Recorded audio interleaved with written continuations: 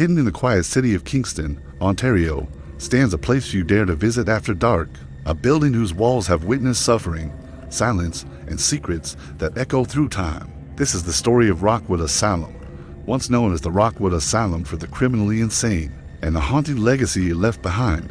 Construction began in 1859, when the government sought to house those labeled as criminally insane. But in an age when mental illness was misunderstood and feared, that label often meant something far more tragic. Inside Rockwood's grand limestone walls, patients were sent not for healing, but for confinement. By the late 1800s, thousands had passed through its gates. Many would never walk out again. Rockwood was built to look like a fortress, and in many ways, patients were locked in cold rooms, sedated, restrained, and forgotten. Doctors called it treatment. The patients called it torment. Between 1866 and 1906, more than 4,000 men and women were admitted, many of them elderly, some suffering from dementia, others committed for reasons as small as depression or defiance. And in an era where women were often silenced, some were sent here simply for speaking out of turn. One of the most haunting truths about Rockwood lies in the stories of its female patients. Case records from the 19th century describe women confined for immoral behavior, nervous excitement, or refusing to obey their husbands. One young woman became pregnant out of wedlock. Instead of support, she was labeled unstable and locked away.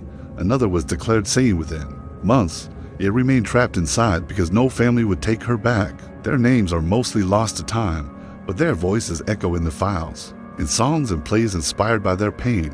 The forgotten women of Rockwood. For decades, Rockwood's residents endured isolation, harsh treatments, and neglect.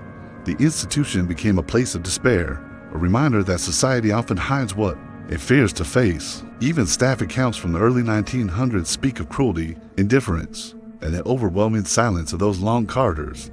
And yet, silence doesn't always mean peace. Over the years, countless visitors have claimed that Rockwood never truly emptied.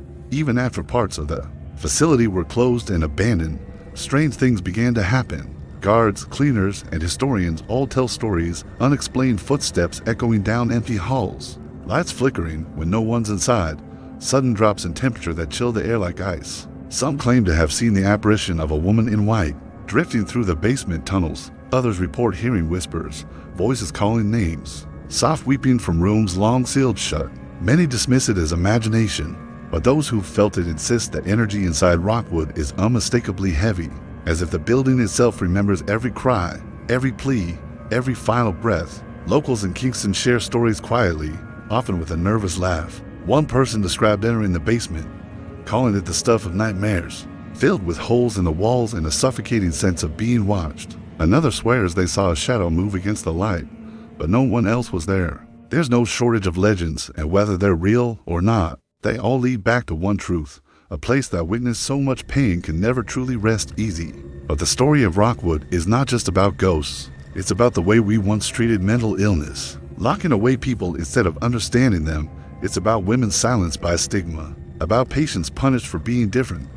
It's about what happens when a society turns its back on its most vulnerable. Rockwood stands today as part of Providence Care Hospital, restored and repurposed, a monument to both progress and failure. But beneath the renovations, the old stone still breathes. If you stand quietly enough, you can almost feel the weight of its past pressing in, the echoes of the forgotten, the lost, and the misunderstood.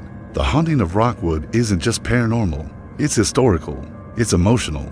It's the echo of human suffering that lingers when compassion is replaced by fear. And perhaps that is the real ghost story, not the flickering lights or footsteps in the dark, but the memory of thousands who lived and died in silence. So, the next time you pass through Kingston and you see that grand old structure by the water, remember, every brick has a story, every corridor has a secret, and some voices, no matter how much time has passed, refuse to be forgotten.